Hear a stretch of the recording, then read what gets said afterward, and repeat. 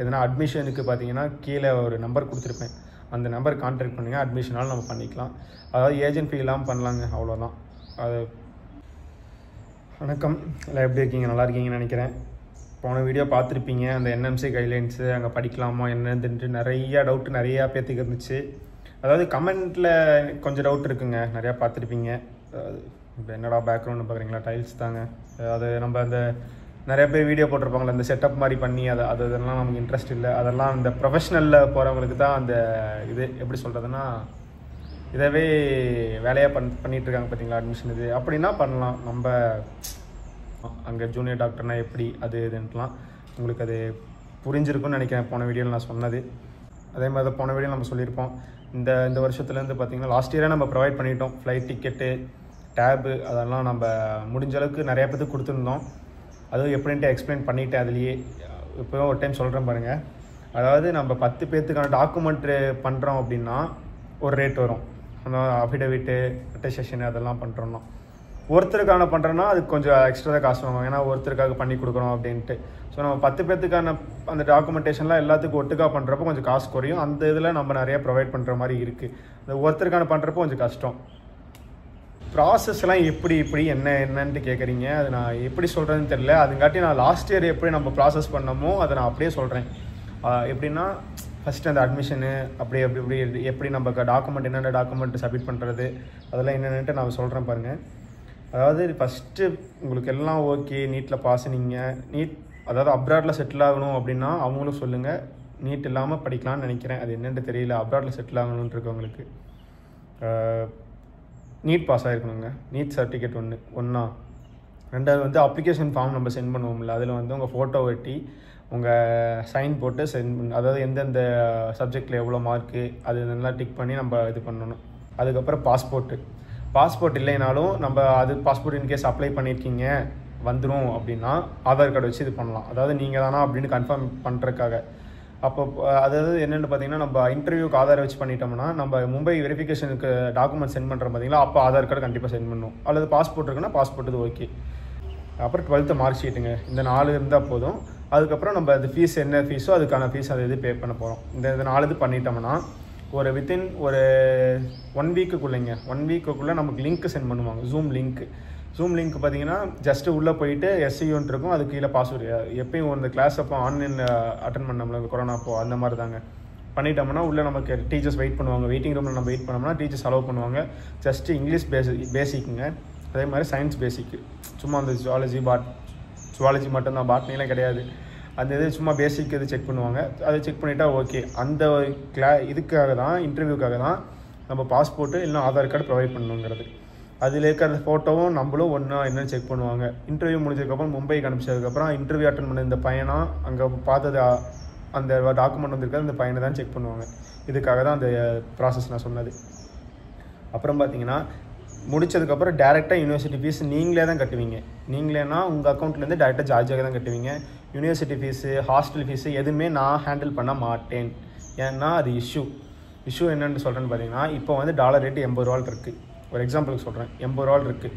நாளைக்கு காலையில் பார்த்தீங்கன்னா ஒரு 82 ரூபா ஆயிடுச்சுன்னா ஒரு டாலருக்கும் 2 ரூபா நான் எக்ஸ்ட்ரா போட்டு கட்டுற மாதிரி இருக்கும். உங்கள்கிட்ட கேட்டோம்னா தப்பாக போயிடும். என்னடா இவன் ஃபீஸ் வந்து $1750 நாங்கள் கரெக்டாக கொடுத்துட்டோமே அப்படின்னு தான் உங்கள் மைண்டில் ஓடும். ஆனால் டாலர் ரேட்டு நேற்று எவ்வளோ இன்றைக்கி எவ்வளோன்ட்டு அதை நான் புரிய வைக்கிறதுக்குள்ளே உங்களுக்கு போதும் ஆயிடும். புரிய வச்சாலும் அது ஒரு மாதிரி ஒரு அண்டர்ஸ்டாண்டிங் இல்லாமல் போயிருந்து வச்சுக்கோங்களேன், தப்பாக போயிடும். எனக்கு கேட்டால் அதுதான். அதுங்காட்டி உங்கள் அக்கௌண்ட்டிலேருந்தே நீங்களே எல்லாம் சென்ட் பண்ணுறதுக்கு தான் நான் கைட் பண்ணுவேன். இது வந்து ஏஜென்ட் அட்மிஷன் கிடையாது. நான் இப்போயே சொல்கிறேன். நான் டைரக்ட் அட்மிஷன் எப்படி பண்ணணும் அது மூலிமா நான் கைட் பண்ணுறேன். அது என்ன ஏதுன்ட்டு ஒரு போன வருஷம் வீடியோலாம் பார்த்தீங்கன்னா தெரியும். இங்கே எங்கள் ஊரில் அந்த இஷ்யூ ஆகி அந்த பையனை நான் சேர்த்து விட்டு அதுக்காக தான் இது பண்ணிகிட்ருக்கேன்னு அது தெரியும். அது ஒன்று பார்த்தீங்கன்னா டேரெக்டாக $1750 கட்டுவீங்க.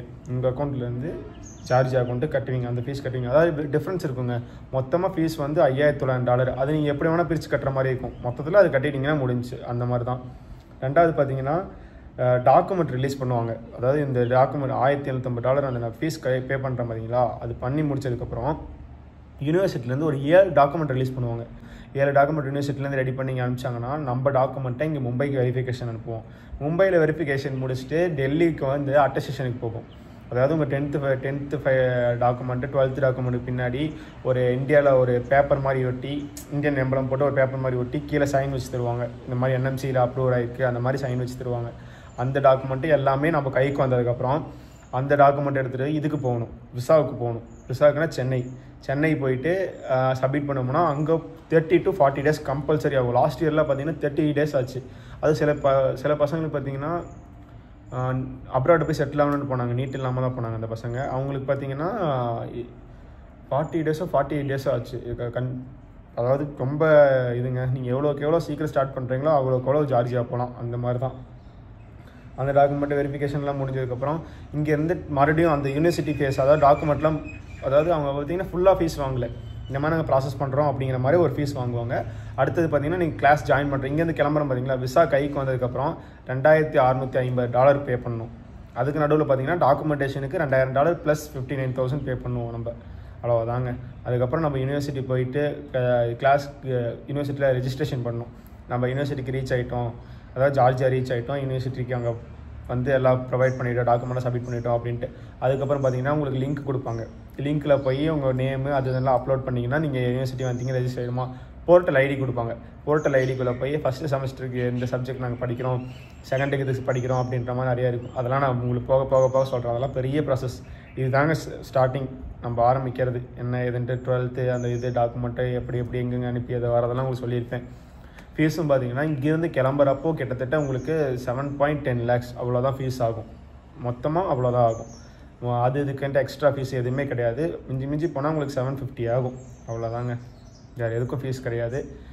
நிறைய பேர் வந்து 12 lakhs கொடுத்துருக்கேன், 13 lakhs கொடுத்துருக்கேன் அப்படிம்பீங்க. அது எப்படி அவ்வளோ வந்துச்சு அப்படின்லாம் தெரில. ஆனால் ஃபீஸ் பார்த்தீங்கன்னா 7.5 தான். எல்லா அந்த டாக்குமெண்டேஷனு, யூனிவர்சிட்டி ஃபீ எல்லாமே சேர்த்து. டாக்குமெண்டேஷன், யூனிவர்சிட்டி, விசாவுக்கு, இந்த 3க்கும் நான் சொல்கிறேன். அவ்வளோதாங்க. இந்த வீடியோ உங்களுக்கு புரிஞ்சிருக்குன்னு நினைக்கிறேன். நம்ம அட்மிஷன் எப்படி ஸ்டார்ட் பண்ணுறது என்னன்ட்டு. அப்புறம் ஃபீஸ் பற்றி நான் தனியாக ஒரு இது போடுறேன். இதுக்கு அடுத்து நான் உங்களுக்கு க்ரியேட் பண்ணி போடுறேன். ஃபீஸ் இது எப்படி பே பண்ணுறது, எந்த வழியாக பே பண்ணுறதுன்ட்டு நான் அந்த வீடியோ க்ரியேட் பண்ணிவிட்டு நான் உங்களுக்கு போடுறேன். எதனா டவுட்னா கமெண்ட் பண்ணுங்கள். எதனா அட்மிஷனுக்கு பார்த்தீங்கன்னா கீழே ஒரு நம்பர் கொடுத்துருப்பேன், அந்த நம்பர் கான்டாக்ட் பண்ணுங்கள். அட்மிஷனாலும் நம்ம பண்ணிக்கலாம். அதாவது ஏஜென்ட் ஃபீ இல்லாமல் பண்ணலாங்க. அவ்வளோதான். அது தெரியும்னு நினைக்கிறேன் உங்களுக்கு. என்ன ஃபாலோ பண்ணிட்டவங்களுக்கு தெரியும் என்னென்ன அப்படின்னு. அதாவது இந்த வருஷம் புதுசாக ஜார்ஜியாவில் ஜாயின் பண்ணுறீங்க பார்க்குறீங்க அப்படின்னா அது என்ன இதுன்ட்டு நான் எக்ஸ்பிளைன் பண்ணுறேன். அதுக்காக தான் சொல்கிறது. அட்மிஷன் பண்ணணுன்னா பண்ணிக்கலாம். அதுக்கு கீழே கான்டாக்ட் பண்ணுங்கள், நம்ம பேசிக்கலாம் என்னன்ட்டு. பாய்.